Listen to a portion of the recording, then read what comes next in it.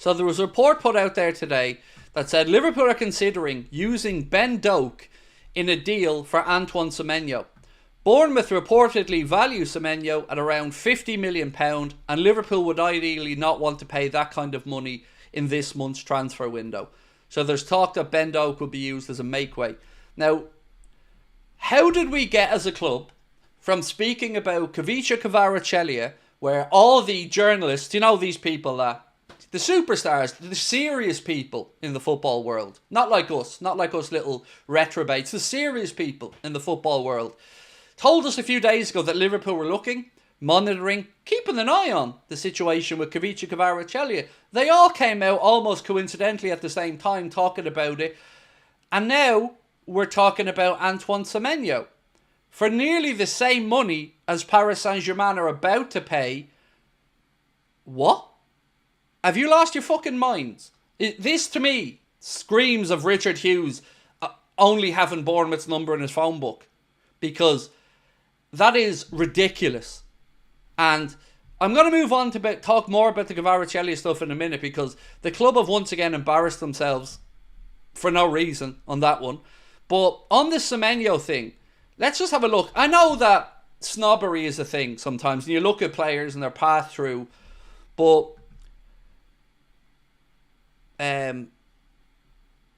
sorry, I'm distracted by a comment.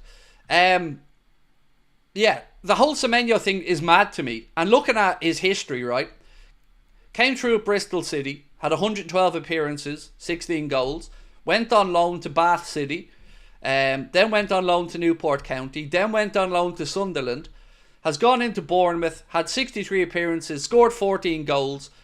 Also represented Ghana as well, 25 caps there and 2 goals. But this is the height of our ambition now, is it? We're going full Eric Ten Hag and going back to Bournemouth, because are they the only ones picking up the phone to Richard Hughes? Lads, come on. Let's be honest about this.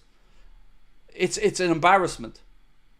To go from briefing that you're keeping an eye on the Kvaratskhelia stuff to this nonsense about using Ben Doak as a mateway to get Antoine Semenyo at 50 million quid.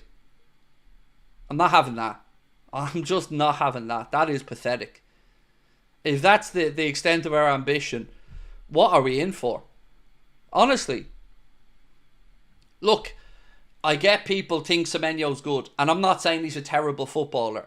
In fact, I'm saying at 20 million quid you probably have a different conversation, but at 50 million quid for somebody who has 63 Premier League appearances, in a position where, as of right now, we don't actually need anybody.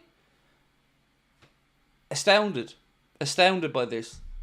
Now, the reason I bring it up and tie it into the Kvaratskhelia stuff is because I warned at the time that the whole Kvaratskhelia stuff kind of stunk of the similar situation that we'd seen unfold when Liverpool were watching Lenny Yoro. And we were told by all the journalists, the serious people in football, not us little retrobates on YouTube or in fan content, you know, the people who like to laud it over us all as them being in the know, the serious people, laughing at all of us and telling us this shit and thinking that we're going to go, oh yeah, that's fucking great, we're going to sign Kvaratskhelia because they've all said it.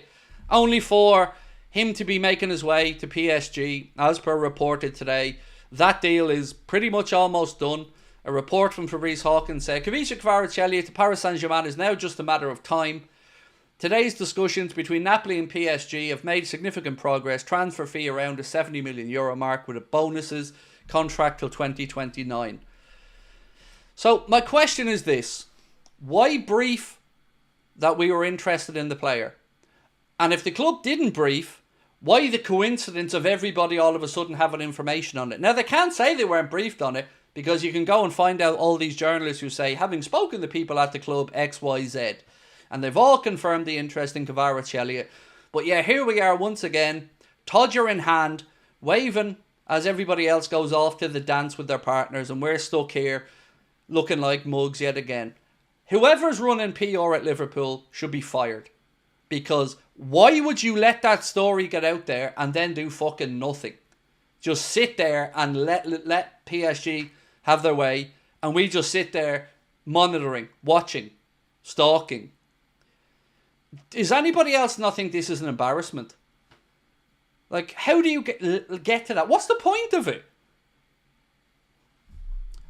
Or was it a distraction?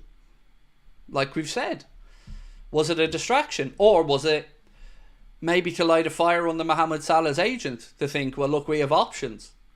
The options are running down now, but I'm genuinely astonished by all of it. You know, one day it's Kvaratskhelia, we're watching, monitoring, waiting. Then, of course, we do nothing. And now it's Antoine Semenyo for Ben Doak and some money. That's shocking. Right, have I gone through? I think I have another super chat I missed. Stephen, how are you, Stephen? Said Liverpool should shop at Harrods, not Tesco. We're not even shopping at Tesco though, mate. We're like standing in the window of Tesco looking in at everybody else shopping. I don't know what I can say. It's astounding to me at this point that this crap gets believed. You know, it's nonsense. FSG just need to piss off. Sell up the club. You're cheap. You don't have ambition. You don't want to win. You're not giving your manager the tools he needs. And I don't care how many managers come in front of a camera or how many journalists tell us we don't understand the way the club is run and how many people try to make out like everything is great and everything behind the scenes at the club is running smooth. I'm not buying it. And everything on the pitch, Aaron is doing a great job. The lads are doing a great job. We're all behind the players, the manager, absolutely 100%. We're frustrated when we don't get results, but hey, look, that's being a fan. But once again, the club are taking the piss, quite frankly. And again, some people still want to let them away with it and still don't feel like this crap needs to be called out. It is a joke.